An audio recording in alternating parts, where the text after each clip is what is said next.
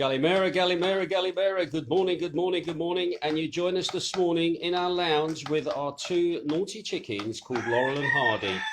Not sure which one's Laurel, not sure which one's Hardy, but they're just a collective, the two of them. Come on, you guys, out you go. Come on, come on. Come on, you, out you go. Come on, this way. Come on. Hey, you cheeky. Come on, out you go. Go, go, go, go, go, go, go, go. Look at that, we've even got them trained as well. They are delightful, I've got to be honest. There's something about chickens. So there you go. That's our chickens this morning. Mr. Cockerel there, morning sir. How are we today? There you go. Big shout out to Sean Gibbons in Gibraltar. Nice to see you here. Let's have a quick look around this side of the house at the weather this morning. Yeah, oh, we've got some cloud up there. But to be honest, it's a little bit windy, as you can probably hear on the mic. But it's not cold, to be quite honest. Hoping the weather's going to improve. Yesterday, actually, it brightened up a little bit yesterday, from what I can remember. Looking towards over the hill there, towards Sillavi. That's looking actually not too bad. So it'll probably be nice blue weather over in Sillavi today as well. And as I'm speaking now, I can just feel the sun coming out again behind me. Anyway, nice to see Amanda Gregory there. Looking forward to your weather forecast, Amanda. Bringing that on air. Get chickens out of the way. Let's have a look over the other part of the house. Ian Booth is saying it's -2 where he is and it's snowing. Well, here, it's not that bad. Impressive looking cloud display today, I think is the word to use. Looking towards Amber Lockerbie, down towards Kerry. But at least it's not raining. Although I do look above me and there is some gloomy clouds up there. But we'll wait and see. We were forecast to have rain this week for most of the week. So we'll see what happens. Anyway, that's a look at the weather and around. Let's have a look at the news. And I've got to be honest, today's news is going to be difficult for me to tell. But I'll come to that point in my news report when I get there, all right? So it is a little bit of some tragic news to actually give over this morning. Right, okay, just scrolling to the top of my page, getting ready to give you the stats for the last 24 hours. Looks like we've got a much better broadcast today. It seems with all the funny weather we had. Oh yes, and that's me. Look at that. Sean and Chopped. Look at that. I'm looking rather handsome this morning, if I do say so myself. Thank you to our secret hairdresser. Okay. But anyway, glad to get that sorted. I feel like a human being again, her hair done as well. Right, okay, right. So it's the 9th of February, 2021. It's a Tuesday, day 95 by my reckoning, and the lovely Hilary Rogers of lockdown. COVID in the last 24 hours across Greece. Good news. The numbers are dropping. All right, we had 733 new infections yesterday, and today's report, it is now down to 638 new infections across the country. That means since the pandemic started, we've had 164,575 cases, of which 52% are male. 4 cases were identified into the country. That was down from the previous report where we had 8. Now, the national statistics say, this is the national stats at the moment, and again, they're kind of out of sync with what's happening here on the island. They said that there was 1 new case in Kefalonia, no cases in Corfu, but Zakynthos had 6 cases. Now, to be honest, I think what's happened is the statistics have caught up, all right, with what was going on over the weekend, and they're putting it down as 6. However, this morning, when I was rechecking the news in the morning, as I always do, the local press have said that late last night, an 11-year-old girl from the 6th grade, in the 6th grade at the 4th primary school, she became ill with COVID. She had mild symptoms and was tested positive, and is now in quarantine for 14 days at home. Now, her class will be closed, and disinfected. So we have had one new case of COVID in the last 24 hours here on Zakynthos. And again, it's a child, an 11-year-old little girl. So anyway, we'll keep my eye to the ground. So that means as a total, Zakynthos has had since the beginning of the year, 71 cases, positive cases as in people have been ill, not just positive as in testing, but people have been ill, and we've had 71 cases of that, all been mild, no major issues with people, and we've had, believe it or not, 35 cases of COVID just in February alone, and we're only up to day 9. So again, I'll keep my eye on how the figures and the numbers kind of work out. Right, going back to the national statistics then, deaths unfortunately are up slightly. The other day I reported we had 21 deaths. Today I can report to you there's been 25 new deaths across the country. The average age of those people passing away is 79 years of age. We've had a total of 5,997 deaths since the pandemic started, of which 95% of those people had underlying health problems or conditions or were over the age of 70. And once again, to put things into context, in 2019, the average daily death rate in Greece for other illnesses, diseases, car accidents and every other form of passing was approximately 329 deaths a day. So that kind of puts that into perspective. As for the ICUs, unfortunately, critical cases in the ICUs, they're up as well at the moment. I last reported to you that we had 262 cases in ICUs across the country. Well, at the moment, we now have 276 cases across the country, 198 male and 78 female. The average age of people in ICUs is 68 years of age. They have 86% of those have underlying health problems and conditions or are over the age of 70. Anyway, that is the stats at the moment. Now, the big story on the island at the moment is yesterday an 8-year-old boy whose name I've been able to find out this morning, called Cambry Sampan, was killed on the KTEL bus road in Kilmarnie. Now, if you know where the bus station is in Zakynthos, it's that road just along from the bus station. Anyway, the story was that he was believed to be trying to cross the road at 2:30 yesterday afternoon, and according to information, the little boy was hit by an oncoming motorcycle and then dragged along the road. Anyway, he was taken to Zakynthos Hospital, where despite the best efforts of doctors and staff, he unfortunately succumbed to his injuries later in the afternoon. Anyway, more news was published this morning, and it was that the unfortunate little boy was with his father at the time, and his dad was trying to fix their car on the side of the road. Now, the fatality that happened is a bit unclear. A motorcyclist was passing.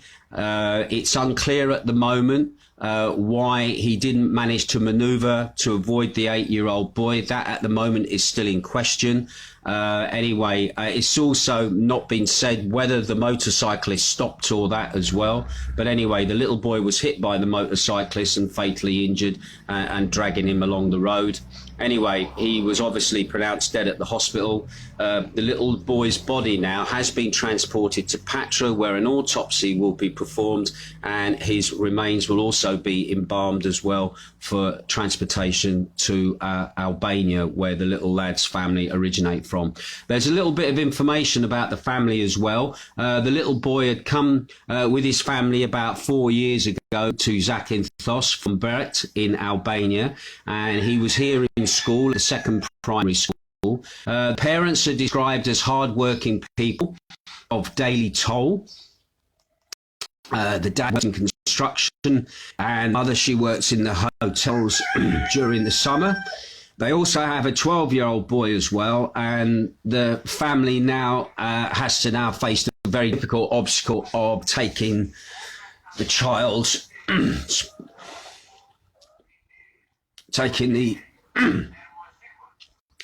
taken the child's body to Albania in order for him to be buried there. Now, the parents don't have the money to be able to do that, so at the moment they're appealing to people who can give them some kind of financial help. There are collection boxes that are being placed in some of the cafes in town. If you want to go and donate some money to getting his body repatriated back to his country, then please go around the St Paul's area in town. That's at the top of the Alexander Roma, where the directory is, where you've got the fountains. There's cafes around there. There's one there called the Difani, I think it is. There's collection boxes there, and I should think there'll be collection boxes. As always, when something like this happens in Zakynthos, people put boxes out for the family, obviously, to get some money back. And I do know people can be very generous here.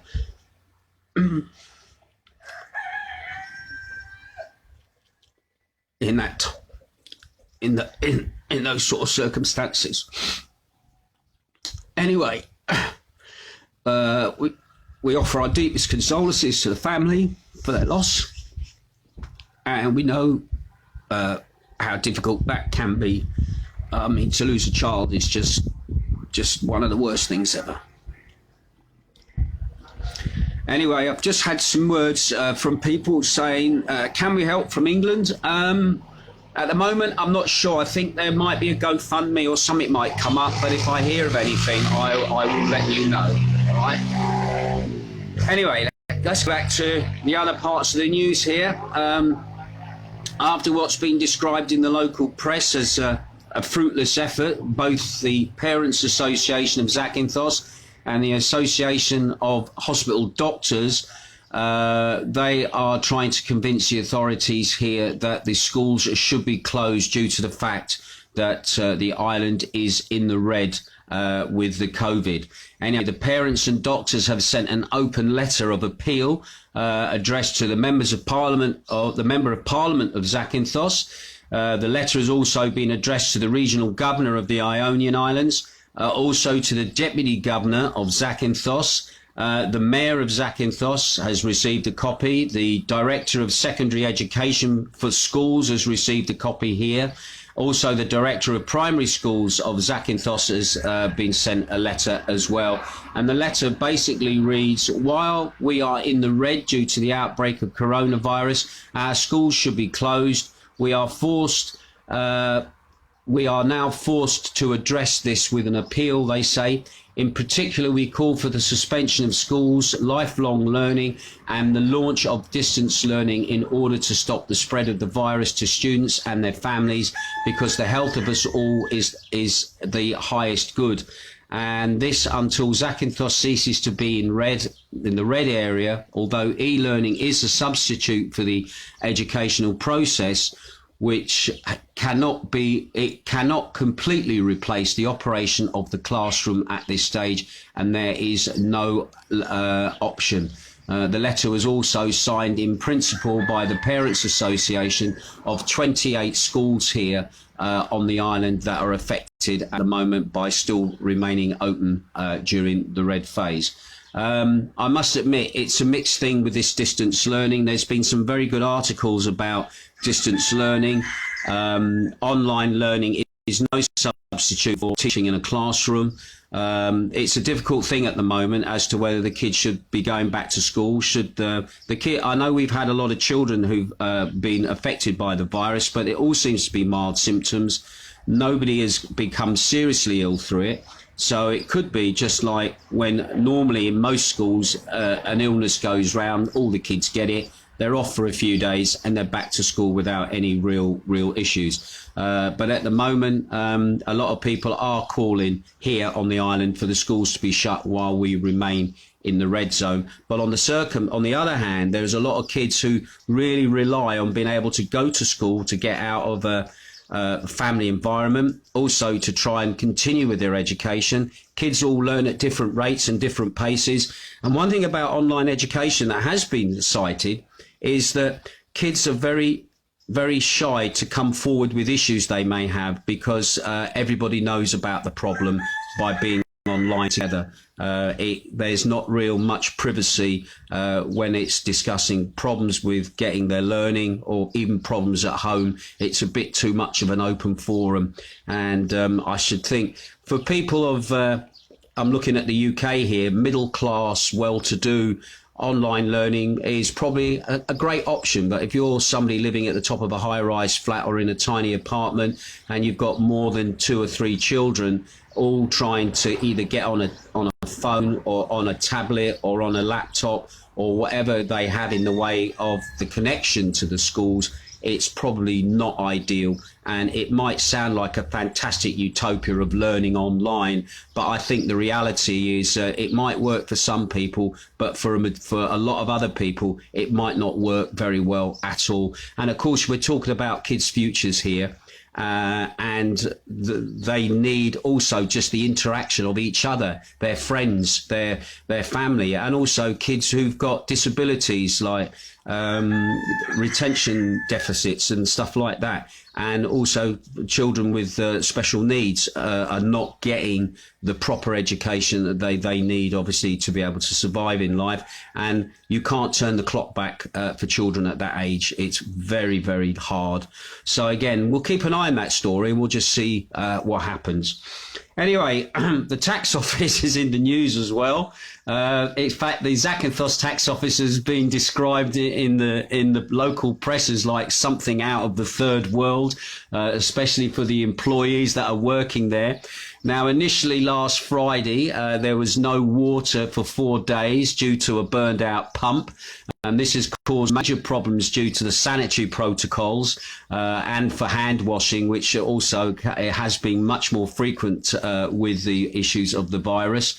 Anyway, just a short while ago, plaster fell in from the roof at the entrance, unfortunately without injuring anyone, since it occurred during the night.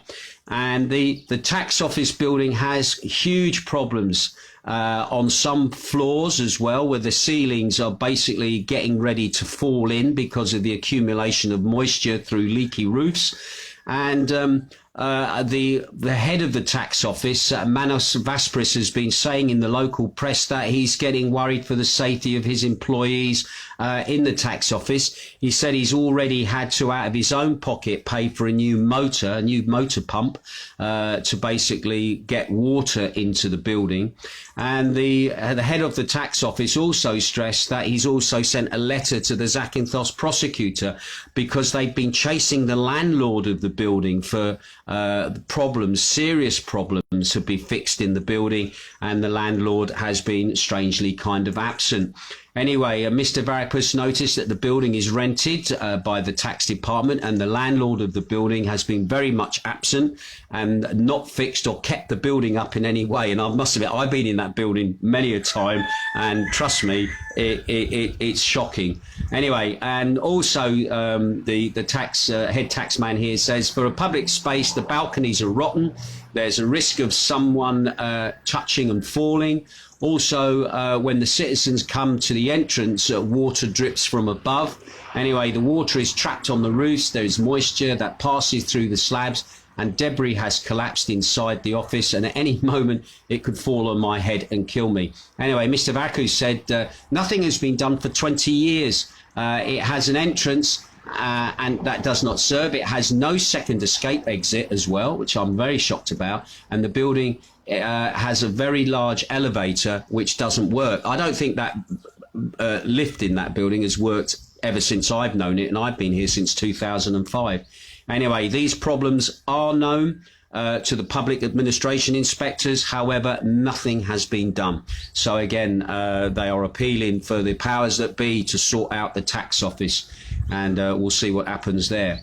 Anyway, and that's some good news then at the moment. The Greek government is examining plans to open up incoming tourism this spring, provided that the infection rate will become stabler and stricter measures can be avoided. Anyway, the criteria for those plans to be put into effect, of course, Greece is in the process, and Israel is efforts to inoculate its entire population through mass vaccination. Now, it looks like Greece is trying to take its lead from what Israel has been doing and also what Britain's been doing as well. And then they say for a long time Israel is the pilot not only for the plans of the Greek and other governments, but also for the pharmaceutical multinationals that have been granted access to the details of the population's infection rates in exchange for more vaccines to Israel.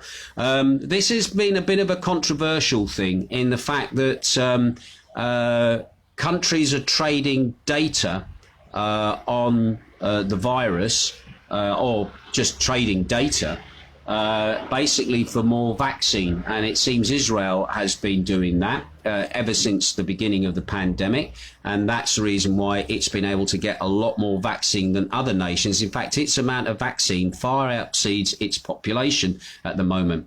Now, Mitsotakis, you've got to remember, has been doing a little visit to Israel at the moment, and he's there as I speak now, as far as I'm aware, unless he's on his way back. Anyway, and I think this has been born out of his little trip there as well. Anyway, if the picture in Israel is encouraging and Greece manages to overcome its current infection wave, the government's disposal to open its borders under certain conditions could start on April the 1st, according to sources who participated in a recent meeting. It's if it's not on the 1st of April, then it will be in the following weeks and definitely before the Greek Orthodox Easter on May the 2nd. Now, you may remember we were already looking at maybe the bars, restaurants and that reopening after Carnival, which was on the 15th of March. So now we're not looking at March anymore. We're now looking at April as maybe a definite time for things to sort of start to go back to normal just in time for Easter. And don't forget, Easter this year is going to be during when our season would start in May. So anyway, it seems that the sources also said that Greece anticipates takings of 11 billion euros this year, which will be up from the 4.5 billion that they took in 2020. Anyway, also as well, finally, this is my and finally then, Greece extended its restrictions on both domestic and international flights on Sunday for at least 2 more weeks, up until the 15th of February for domestic routes and up until February the 22nd for international routes. Now, only essential travel is allowed at the airports in the country. It includes travel for health issues and business purposes, travel for an objective family reason, such as family reunification, and for the return to a permanent residence is allowed, all right? That's if you're taking in an internal flight here in the country. Now, regarding the international flight routes, the new restrictions will last until Monday, February the 22nd, 2021. Nationals that are allowed into Greece at the moment, entry into Greece is only allowed by nationals from member states of the European Union and the Schengen area. That Greece excludes citizens at the moment from the United Kingdom. We're not allowed in at the moment. Singapore, Australia, New Zealand, Rwanda, South Korea, Thailand, United Arab Emirates and the Russian Federation, and also the Israelis as well. Although I've got a feeling that might change at some point. Anyway, additionally, all passengers entering Greece from any country are subject to mandatory precautionary restrictions at home. So in other words, they're going to go into quarantine or at their place of temporary residence as well, stated on the PLF form. Again, the old PLF form that you have to fill in before you can fly in. And that quarantine period is for 7 days, unless they remain in Greece for a shorter period. Anyway, in which case, temporary restriction is valid for that period until their departure. Anyway, people who travel from the UK to Greece in particular will have to undergo a new PCR test the 7-day when the 7-day quarantine is completed. And I already know that England at the moment are having 2 PCR, 2 tests, one at arrival, one where you stay, and it's getting complicated with just going into the UK at the moment with the amount of testing that's going on. Anyway, the Greek Civil Aviation Authority also announced that the complete suspension of flights between Greece and Turkey is also to be extended. I wonder if that's to do more with politics than it is to do with infection. Anyway, no passenger flights between Greek and Turkish airports will take place for at least until the February the 22nd. Anyway, another measurement has been extended, the requirement PCR testings for all passengers of international flights wishing to enter the countries. Travellers will be admitted only with a negative PCR test for COVID-19 performed up to 72 hours before their arrival. So again, things still very much the same in regards to international travel. You're still jumping through hoops if you want to move, and you can only move if it is for a dire reason. At the moment, yeah, that will probably be on an ad hoc basis of what the circumstances are and whether you're allowed to move very easily. Anyway, so that's the news for today. Let's have a quick look who's tuning in at the moment. Thank you for those people who've stuck with us. It's been a little bit of depressing news this morning.